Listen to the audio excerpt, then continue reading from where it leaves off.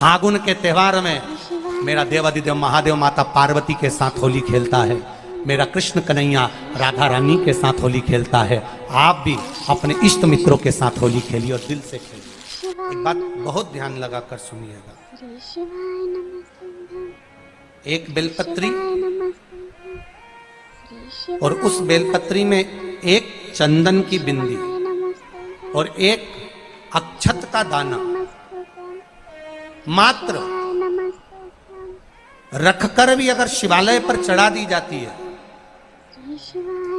एक बेलपत्री, एक चंदन का बिंदी और चंदन फिर निवेदन करेंगे। आज के जमाने में तुम लोग सब घिसा घिसाया पड़ा पड़ाया डब्बी का सामान ले लेकर, वो नहीं, चंदन की मुठिया रखो, थोड़ा सा भी घिसो, जरा सा भी घिसो, उसकी एक बिंदी और एक चावल का दाना जब हम भगवान देवादिदेव महादेव को समर्पित करते हैं, अपनी कामना कर कर समर्पित करते हैं, तो निश्चितता है कर भगवान उसका फल शीघ्र प्रदान कर देते हैं। भले आपने कुछ करा ना करा, उसका फल तुम्हें मिल जाए। शरीर में बहुत बड़ा रोग हो गया, छूटने को तैयार नहीं है, बड़े बड़े इलाज करवा लिए, बहुत दिखा लिया, बहुत सब दूर इलाज करवाया, सब दूर दिखाया, पर मिटने को तैयार नहीं है, तो फिर अबीर का प्रयोग,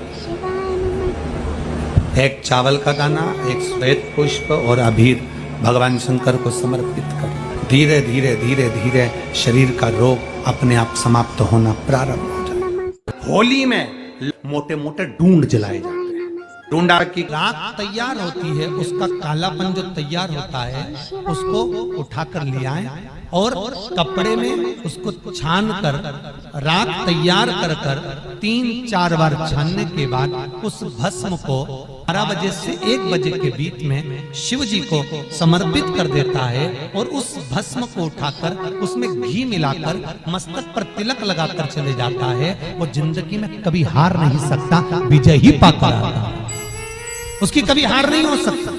13 तारीख को रात्रि को होली जलेगी, 14 तारीख को खेली जाएगी। 5 मंदिर में हम भी केसरिया जल चढ़ाने के लिए बाबा को जाते हैं। महादेव की होली सीहोर में मनाते हैं, वो 15 मार्च की रहेगी। सीहोर में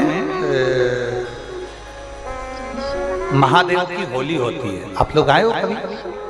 जैसे तुम्हारे ब्रज में होली होती है, ऐसे हमारे सीहोर में जिस दिन होली जलती है उसके दूसरे दिन नहीं, होली जल के दूसरे दिन तो दुरणी होती है, उसके दूसरे मतलब जैसे आज होली जली है तो कल हमारे यहाँ महादेव की होली नहीं होगी, परसों ऐसा होता है। मतलब एक दिन बीच में छूटता है, क्योंकि उस दिन तो लोगों को सबके अपने अपने परिचितों के यहाँ जाना पड़ता है, कहीं कोई गमी में जा रहा है, कोई होली खेलने जा रहा है, कोई कुछ करने जा रहा है, तो उसके अगले दिन हमारे यहाँ महादेव की होली होगी।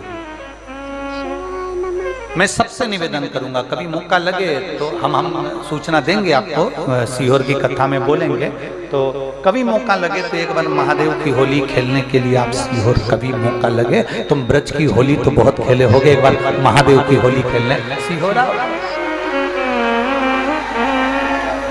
हमारा कुबेरेश्वर बाबा भी होली खेलता है, ऐसा रंग में रंगता है कि वो फिर रंग कभी छूटता ही नहीं, एक ही दिन करते हैं वहां बस एक तो कभी अपने स्वभाव को नहीं बदलना। हम भी उसमें रहते हैं, पूरी होली में आपके साथ में गुलाल खेलने के हम भी सामने तुम्हारे साथ साथ चलते हैं, क्योंकि हम 5 महादेव के साथ होली खेलने के लिए उस दिन निकलते हैं। 5 महादेव, उस दिन हमारा नियम रहता है 5 महादेव के मंदिर जाना है, उनके साथ रंग खेल कर आना। 5 महादेव के साथ जो रंग खेला वो जिंदगी में पंचम इंद्री हो, चाहे वो कर्म इंद्री हो, चाहे वो ज्ञान इंद्री हो, चाहे वो मन रूपी इंद्री हो, ये सब भगवान के रंग में रंगी रहे, इसलिए हम 5 महादेव के साथ होली खेलने के लिए उस दिन निकलते हैं। कभी आपको मौका लगे तो आप अंदाजा लगाना, जो सीहोर के आसपास के हो या आसपास रहते हो, और छुट्टी मिल जाए तुम्हें होली के समय पर, तो उस समय पर स्मरण करना, जिस दिन होली जलती उस दिन नहीं, उसके दूसरे दिन भी नहीं, उसके तीसरे दिन शिव तत्व। सुबह हम जल्दी उस समय 9 बजे होली खेलने के लिए बाबा के साथ निकल जाते। शिव तत्व, अहम से, अहंकार से दूर हो जाओ, दिवाली तुमको थोड़ा सा अभिमान सिखा सकती है, रक्षाबंधन तुमको थोड़ा सा अभिमान सिखा सकती है, मकर संक्रांति तुमको थोड़ा सा अभिमान सिखा सकती है। कई माताएं मकर संक्रांति पर सामान बांटती है, कोई कहेगी मैंने चलनी बांटी, कोई के मैं बाल्टी बांटी, कोई के मैं डब्बा बांटी, मैंने तो ये बांटा, मैंने तो थोड़ा सा अहंकार सिखा सकती है मकर संक्रांति भी। रक्षाबंधन भी तुमको अहंकार सिखा सकती है, मैंने तो देखो चांदी की राखी बांधी, मैंने सोने की राखी बांधी, मेरे बहन ने साड़ी दी, मेरे भाई ने ये दिया, मेरे भाई ने, वो भी अहंकार सिखा सकती है। दीपावली भी अहंकार सिखा सकती है कि मेरे पर्दे इतने के लगाए, सोफा सेट इतने का लिया, बेडशीट इतने के लिए, मैंने घर में रंगोली ऐसी डाली, मैंने गुजिया पपड़िया ऐसा बनाया, वो भी अहंकार सिखा सकती है। सारे त्योहार अभिमान सिखा सकते हैं, केवल एक होली ऐसी होती है जो अहंकार से विहीन सिखा सकती है। मालूम नहीं पड़ता व्यक्ति की शान क्या, सत्ता क्या, शोहरत क्या, कौन हो तुम, वो रंग में डूबे हुए हो।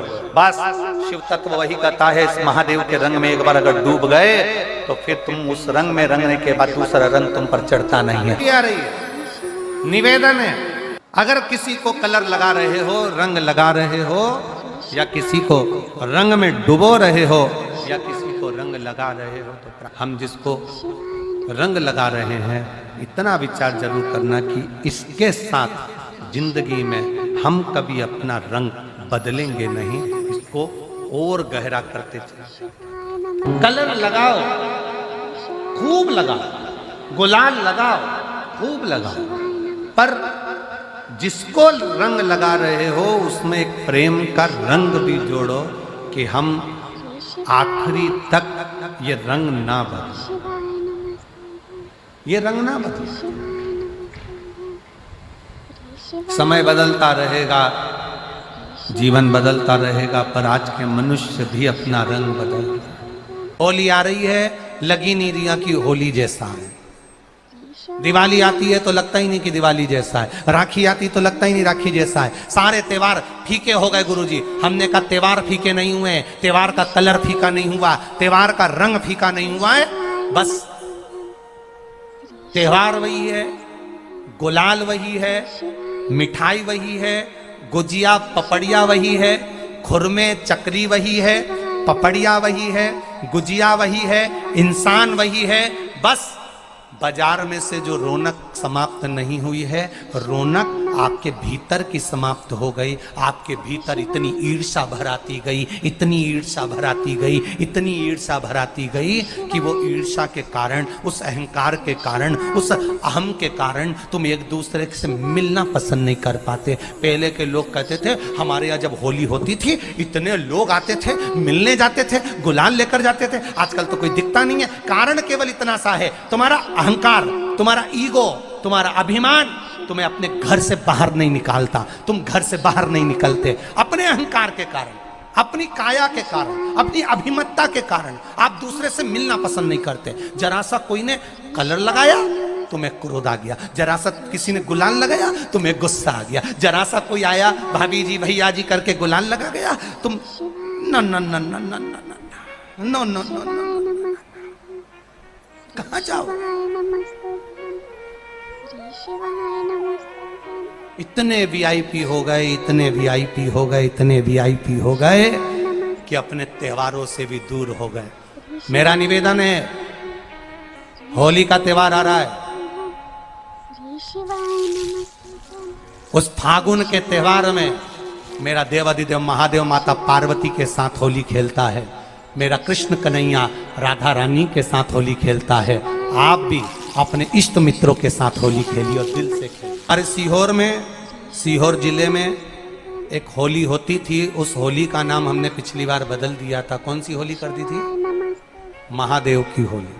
होली पिछली बार हमारे सीहोर जिले में हमेशा होती आई थी वो होली, थोड़ा उसका नाम हमने चेंज कर दिया था तो उसको महादेव की होली कर दिया। मेरे सीहोर जिले के रहने वाले सभी रहवासियों से, जिले भर के निवासियों से निवेदन करना चाहूंगा, वो पुरानी होली को बंद कर महादेव की होली नाम दिया गया है। शिव मंदिर में जाना है, चंदन का जल शिव जी को 1 लोटा चढ़ाना। एक बात अपनी जिंदगी में उतार कर रखो, शंकर भगवान को घी का दिया भी लगाओ तो तुम्हारे घर में जो असली घी हो, थोड़ा सा भले 1 पत्ती लगाओ, भले इतनी सी बत्ती जलाओ, पर असली घी की जलाओ। शिव जी को अगर चंदन भी लगा रहे हो तो असली लगाओ। शंकर भगवान को चावल भी चढ़ा रहे हो तो असली चढ़ाओ। शंकर भगवान को अगर अष्टगंध भी चढ़ा रहे हो तो असली चढ़ाओ। केमिकल का कोई चीज मेरे महादेव को मत चढ़ाओ जिससे भगवान शिव की मूर्ति नष्ट हो। ऐसी कोई चीज मेरे महादेव को ना चढ़ाओ। अगर शंकर भगवान के साथ आप होली खेल रहे हो तो चंदन का पानी शंकर भगवान को चढ़ाइए, अष्टगंध का जल भगवान शिव को चढ़ाइए। तो करो तैयारी, आ रहा है त्रिपुंडधारी महादेव की होली। बड़े आनंद के साथ मेरा निवेदन, अपने शिवालयों में, शंकर जी के मंदिरों में, सीहोर जिले के प्रत्येक शिव मंदिर के अंदर चंदन का जल 1 लोटा अवश्य चढ़ाएं। महादेव की होली अवश्य मनाएं। और भाव के साथ 5 मंदिर हम भी जाएंगे, कोई जुलूस नहीं, कोई क्रम नहीं, बस बाबा को आराम से जल चढ़ाना ही एक नियम है और बाबा को जल चढ़ाएंगे। आप सब बड़े आनंद के साथ महादेव की होली का स्मरण करिए। महादेव की होली के दिन अष्टगंध चढ़ता है, चंदन चढ़ता है, अबीर चढ़ता है, गुलाल चढ़ता है, पर शिव पर रोली कुंकु नहीं चढ़ता। पर लिंगाष्टक के अंतर्गत कुमकुम चंदन लेपित लिंगम, यहाँ स्पष्ट किया कि कुंकु चंदन। तो महाराज जी फिर ये चरित्र का वर्णन, कुंकु तो यहाँ लिखा है कि कंकु चढ़े, तो बहुत ध्यान देना महाराज। शंकर भगवान के शिवलिंग पर आपको फिर निवेदन करूंगा, भगवान शंकर का ये शिवलिंग है, ठीक है, ध्यान ध्यान। ये माता पार्वती का स्थान है, बीच में शोक सुंदरी, राइट लेफ्ट भगवान के पुत्र, ऊपर 5 कन्या। पूरे शिवलिंग पर आप सब कुछ समर्पित करो, पर कुंकु जब भी शंकर को चढ़ाओगे तो जो पार्वती का स्थान है वहीं पर आप चढ़ाएं, पार्वती का स्थान। क्योंकि माता जगतजननी जगदम्बा माता पार्वती ने शंकर से जो मांगा है, आपके शरीर पर रक्तांबर ना देना, ठीक है, आपके शरीर पर रक्तांबर ना देना महाराज। क्योंकि कोई भी पत्नी अपने पति को कभी रक्त में सना हुआ नहीं देखना। महादेव की होली के दिन और बेलपत्री की जड़ के नीचे जाकर प्रयास करा करो कि लाल चंदन का जल, लाल चंदन को घिसकर कलश में उस चंदन को डालकर जल भरकर उसको बेलपत्री की जड़ के नीचे सींचन करने का प्रयास करा करो। है कि धीरे धीरे कर कर वो दुख समाप्त होगा, वो दुख हटेगा ही। एक बहुत ध्यान देने वाली बात है कि अगर मान लो कि कहीं पैसा अटक गया है, नहीं आ रहा है, बहुत अथक प्रयास कर लिया, चंदन का जो जल होता है ये व्यक्ति के जीवन में जो धन कहीं रुक गया, अटक गया, नहीं दे रहा, बेलपत्री के वृक्ष के नीचे, जड़ के नीचे सींचन करने से वो प्राप्त होता है। अथर्ववेद में वर्णन किया गया कि पीपल के वृक्ष की जो जड़ होती है, बेलपत्री के वृक्ष की जो जड़ होती है और आंवले के वृक्ष की जो जड़ होती है, इसके नीचे स्वर्ग का निवास होता है। किसका निवास है? स्वर्ग का निवास। जहां पर ये वृक्ष होता है और उस वृक्ष के नीचे बैठकर हम जब किस जल का सींचन कर रहे हैं, जैसे अभी आपको कहा था कि जल में अगर लाल चंदन मिला हो और आप बेलपत्री के जड़ में सींचन कर रहे हैं तो लक्ष्मी की आवक बढ़ेगी। कहीं पैसा अपना अटक गया, नहीं आ रहा, आएगा। पीपल की जड़ में इत्र का जल, पीपल की जो जड़ होती है उसमें इत्र का पानी, थोड़ा सा जल, उसमें थोड़ा सा इत्र का भाग हो महाराज, और आप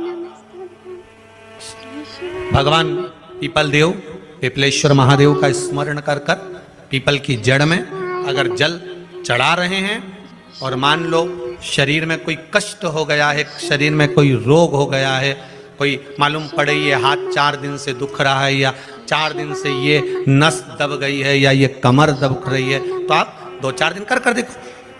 कलश के अंदर जल, जल में इत्र का थोड़ा सा भाग, पीपल की जड़ के नीचे आप उसका सींचन करिए पिपलेश्वर महादेव के नाम से। उस जल को थोड़ा सा भाग लेकर आ जाओ उसी में से जो चढ़ाया है, और उस स्थान पर जहां कष्ट है उसको लगाना प्रारंभ करिए। 2 दिन 3 दिन कर देखो। प्रैक्टिकल करने में क्या जाता है, सीवर वाला महाराज झूठ बोल रहा हो तो। कभी कभी अगर ऐसा लगे जीवन में कि दुख बहुत ज्यादा आ गया है, बहुत तकलीफ आ गई है, तो लाल चंदन को घिसकर उस लाल चंदन का लेपन भगवान शंकर पर कर कर फिर पानी चढ़ाओ। अगर कोई संकट भारी है और निकट रहा, जैसे किसी नारी का गर्भ नहीं ठहर रहा, 15 साल हो गए, 20 साल हो गए, 25 साल, जैसे इसने लिखा एक माता ने कि 18 साल की बेटी हो गई थी पर संतान में पुत्र नहीं, तो उसने भाव से कथा सुनी। ऐसे आपके भीतर अगर 20 साल हो गए, 25 साल हो गए, 30 साल हो गए, संतान का सुख ही नहीं है, लाल चंदन का लेपन बाबा भोलेनाथ पर करना प्रारंभ करो। पीठिका पर लाल चंदन का लेपन करना प्रारंभ करो। लाल चंदन से बाबा का श्रृंगार करना प्रारंभ करो। एक बेलपत्री पर लाल चंदन, दोनों पत्ती नीचे वाली, जो नीचे की जो 2 पत्ती होती है इस पे लाल चंदन, और बीच वाली पत्ती पर पीला चंदन लगाकर बाबा के शिवलिंग को समर्पित करिए। बाबा से प्रार्थना करिए, रोज प्रार्थना करो। परंतु एक बात का स्मरण रहे, 25 साल हो गए, 20 साल हो गए, 30 साल हो गए, संतान नहीं, तो पहले जल से अभिषेक कराना। अभिषेक कराकर उस जल का आचमन करने के बाद हाथ को खासा करना, धोना। उसके बाद में फिर वापिस बाबा का स्नान कराओ, फिर चंदन का लेपन कराओ, फिर 1 लोटा जल चढ़ाकर बाबा का स्नान कराओ। बाबा का बड़ा सुंदर भाव से लाल चंदन से जो अभिषेक करता है, बाबा को लेपन कर कर फिर जल चढ़ समर्पित करता है, निश्चित है उसकी गोदी मेरा देव अधिदेव महादेव जरूर भरता है। ये निश्चितता है। हम तो बेटियों से भी कहते हैं, जिसका विवाह नहीं हो रहा हो, 25 साल, 30 साल, 27 साल, 28 साल, 32 साल, 40 साल हो गए हो, नहीं हो रहा हो बेटा बेटी का विवाह, उसे लाल चंदन का प्रयोग अशोक सुंदरी वाली जगह पर 7 बिंदी लाल चंदन की लगाकर 7 बेलपत्र 7 बिंदी पर रखिए, और महाराज अपनी कामना कर कर भगवान से आइए, बाबा देगा, करेगा। 3-4 महीने में विवाह पक्का करेगा। ये लाल चंदन की महत्वता है, शिव तत्व। रोग बढ़ गया, बेलपत्री के वृक्ष के नीचे दीप लगाना प्रारंभ करो। बाबा से विनती कर कर घी का दिया लगाइए बेलपत्र वृक्ष के नीचे, बाबा से निवेदन करो, रोग निवारण होगा। एक लाल चंदन होता है, एक पीला चंदन होता है, 2 तरह का चंदन होता है। जैसे अगर हफ्ते में एक बार, कितने समय में, जम के बोलो जरा, हफ्ते में एक बार प्रयास करा करो कि लाल चंदन का पानी हम शिव जी को समर्पित करें। और लाल चंदन का पानी अगर शंकर जी को समर्पित कर रहे हो तो शिव मंदिर में चढ़ाने के बाद में थोड़ा सा पानी बचा हुआ किसी बेलपत्री के वृक्ष के नीचे समर्पित करो। किसी भी बेलपत्र के वृक्ष के नीचे लाल चंदन का पानी थोड़ा समर्पित करें। जैसे